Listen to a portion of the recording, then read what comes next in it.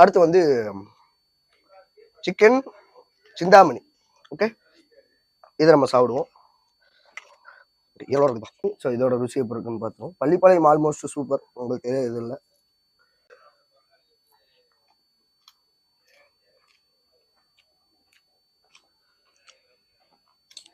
ரெண்டுமே பள்ளிப்பாளையம் சரி சிந்தாமணி சிக்கனும் சரி ரெண்டுமே ஒன்றுக்கு ஒன்று சலிச்சதில்லை. நான் எவ்வளோதான் சாப்பிடாம இருந்தாலும் இழைச்சதில்லை அப்படின்ற மாதிரி அவ்வளோ சூப்பராக இருக்கு.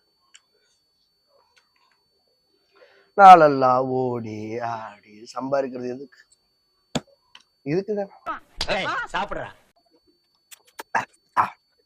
நம்ம ஊரே நம்ம சாப்பிடும்போது ராஜகிரண் சாரி மாதிரி ஈரல் இருக்குப்பா.